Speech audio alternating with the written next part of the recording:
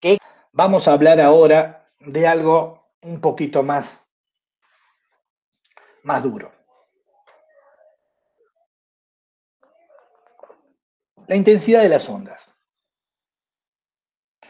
Un concepto muy importante cuando trabajamos con ondas de cualquier tipo, con cualquier fenómeno ondulatorio, es que en general no podemos conocer cuánto vale la potencia que entrega el generador.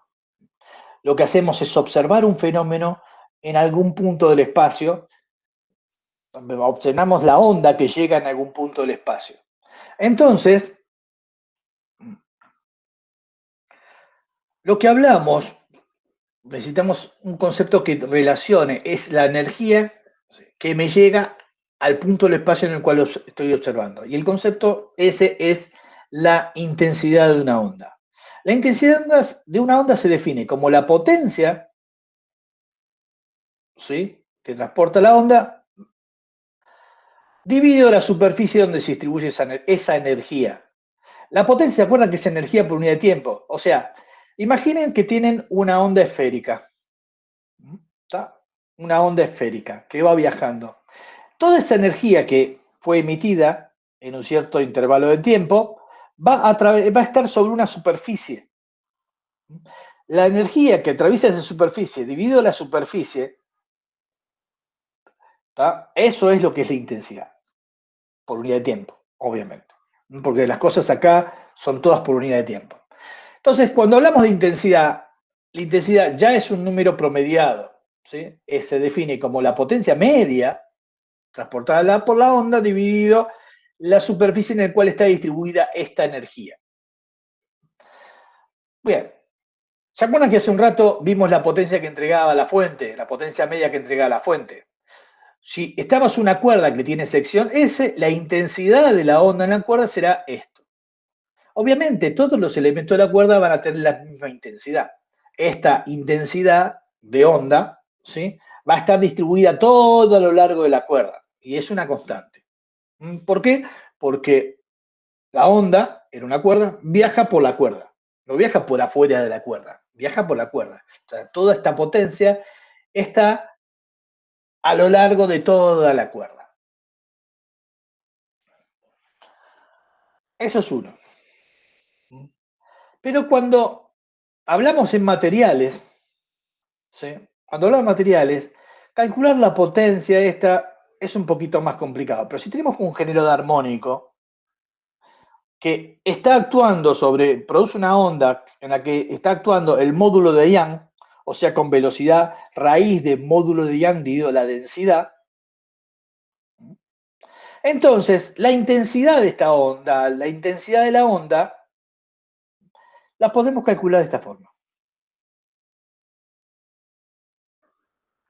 Vean, comparen esta expresión con esta expresión. Siéntense, porque si yo hago esta deducción voy a estar un rato de tiempo. Pero ya tenemos esta deducción. Vean qué cosas son iguales y qué cosas son distintas. Vean que acá desaparece la superficie, no está la superficie, ¿sí? ¿Por qué? Porque está la densidad volumétrica, ¿sí? Acá está una densidad lineal. Pero vean que la intensidad en una onda, ¿sí?, en un material, en que está actuando el módulo de Young, la calculo es la misma expresión, digo que me desaparece esta S, y cambio la densidad lineal de masa por la densidad volumétrica y la fuerza restauradora, que era la tensión del hilo, por el módulo de Young. Esta es la fórmula que me da la intensidad de una onda en un material, cuando actúa el módulo de Young. Cuando actúa el módulo de rigidez, simplemente cambio los módulos, y cuando actúa el módulo volumétrico, me queda esta otra forma. Entonces, ahora, esto es válido para sea ondas longitudinales y transversales. Esto, digamos, no estamos hablando, ¿sí? Lo único que, bueno, cuando actúa el módulo volumétrico, seguro que es una onda longitudinal. Cuando actúa el módulo de rigidez, seguro que es transversal. Y el módulo de Young actúa tanto en ondas longitudinales como en ondas transversales. Eso es simplemente una ayuda a memoria de lo que va a ocurrir. Bien, acá está. Acá muestro por qué actúa el módulo de Young y cuánto vale su intensidad. Cuando tenemos este experimento, hacemos el generador produce al primer elemento un esfuerzo de tracción o de compresión o de flexión. Cuando el generador está actuando así, que es lo que, cuando está actuando así, lo que vamos a tener en definitiva son ondas longitudinales que van a viajar a lo largo de la barra, y acá cuando aplicamos este esfuerzo, la deformación, que va a estar en la dirección de F, se va a propagar a lo largo de la barra, y entonces va a ser una onda transversal. En esta onda y esta onda, que hace actuar el módulo de Young, viajan a la misma velocidad. Viajan a la misma velocidad, raíz de I sobre la densidad del material sin perturbar. Y su intensidad va a ser esta. Si yo tengo la intensidad, bien, bárbaro. Si vean que va a ser constante a lo largo de toda la barra. Esta intensidad, ¿por qué? Porque la superficie no cambia.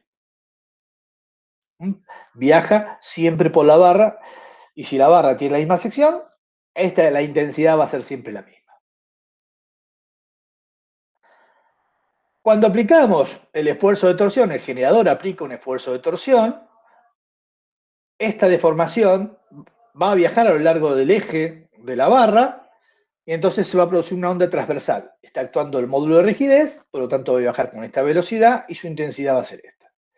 Cuando aplicamos un esfuerzo, el generador aplica un esfuerzo de compresión, ¿sí? Un esfuerzo de compresión, va a aparecer una onda longitudinal. Esto es típico, ¿sí? En agua, por ejemplo, o en sonido. Esto lo vamos a ver cuando los materiales son compresibles. Vamos a actuar esta va a ser, los generadores van a actuar de esta forma. Y cuando están trabajando con esfuerzos de compresión, vamos a tener siempre ondas longitudinales, y el módulo que va a estar actuando es el módulo volumétrico, y la intensidad la calculo de esta manera. Y ustedes me dicen, pero ¿para qué sirve todo esto? Vamos a hablar un cachitín, ¿sí? de la aplicación de todo esto. Bien, suponga que tenemos un generador. Acá lo que tiene es un parlante, por ejemplo, un generador de sonido. La energía se esparce, ¿sí? En esferas que se van alejando del generador. ¿Ok? Entonces, acá lo que puse simplemente es una imagen de estos circulitos que se van alejando para un instante dado. Si el generador es un generador del tipo armónico, la función de onda la vamos a escribir así. Que no se asusten, el número de onda pasa a ser un vector. Ahora les voy a indicar por qué, y esto es la posición del punto del espacio. Esto es la pulsación, la misma que antes, y esto es la fase inicial. Y este vector, y esto A, la amplitud, bueno, si es sonido es un escalar, pero si es luz podría llegar a ser un vector. Pero eso es la amplitud dependiendo del tipo de onda. En este caso, como si es sonido, esto es un escalar. Va a ser una unidad de metros, por ejemplo. Bien, lo que dibujé acá, estos circulitos azules, son en un instante dado de tiempo estos máximos, estas zonas oscuras que aparecen acá. Imagínenselo. Muy bien. Lo que es interesante ahora, estas superficies son superficies de fase constante. ¿Sí? Son las superficies donde el coseno toma el mismo valor. Por ejemplo, 1. Entonces acá el coseno vale 1, acá el coseno vale 1, acá el coseno vale 1. ¿Está? Pero miren acá, el coseno vale 1, pero es el tiempo acá, si bien el tiempo acá y el tiempo acá es el mismo, fueron emitidos en un tiempo anterior, ¿no? Entonces, la fase acá, la fase acá y la fase acá no es lo mismo. De hecho, ¿sí? La fase acá y la fase acá no pueden valer lo mismo porque el coseno vale lo mismo. No puede ser el coseno de 2pi. Esto puede ser, si este es el coseno de 2pi, esto puede ser el coseno de 0. Y esto puede ser el coseno de menos 2pi, por ejemplo. ¿Mm? ¿Ok? ¿Sí? Eso puede ser así. Pero en realidad lo que pasa es que, bueno, este es el coseno de 0, 2pi, 4pi y así sucesivamente. Ahora, esta superficie que se llama frente de onda, esto viaja se va alejando del generador, se va alejando con velocidad constante, que es la velocidad de la onda. Esta superficie de fase constante se va alejando y viaja con velocidad de la onda y después va a llegar a este punto, ¿sí? Y después va a llegar a este punto. Y mientras todas siguen viajando. O sea, la energía que entrega el generador se va esparciendo cada vez en superficies mayores. En superficie mayor. La superficie de una esfera es 4pi r cuadrado. Así que si el generador entrega, por ejemplo, un watt, ¿sí? Al principio vamos a tener un watt en la posición del generador.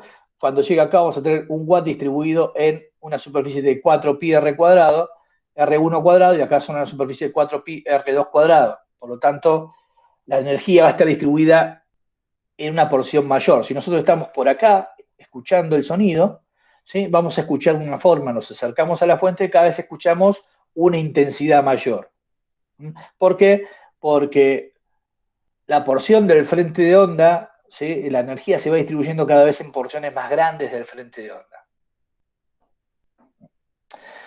Bien, estas superficies son superficies de fase constante, que son las que viajan y son bastante interesantes para poder hacer las cuentas. Nosotros cuando hablamos ¿se acuerdan en óptica geométrica de los rayos? Y hacíamos la marcha de rayos. Y la marcha de rayos son rectas perpendiculares, los rayos son rectas perpendiculares a los frentes de onda. ¿Mm?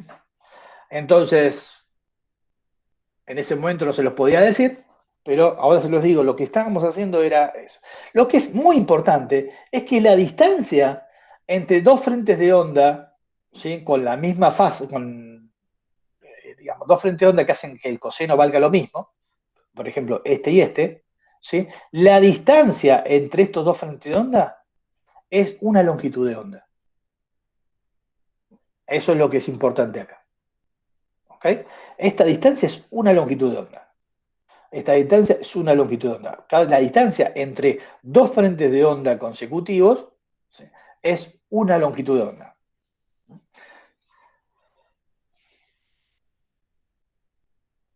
Bien, recordemos que la intensidad es la potencia media que entrega el generador dividido la superficie. O sea, que vean que esto es una constante del generador de lo que está acá. ¿Sí? Entonces, la intensidad que yo veo acá, si la multiplico por la superficie, me da cuánto vale la potencia media. ¿Ok? Pero la intensidad no es, por más que nosotros lo hayamos calculado, decía, no cambia nada, ¿sí? Dice, ¿cómo cambia con la distancia? Y porque en la fórmula de intensidad, que está acá, vean, no aparece superficie, pero aparece A, que es la amplitud de la onda, ¿sí? Como la intensidad es proporcional al cuadrado de la amplitud, ¿está?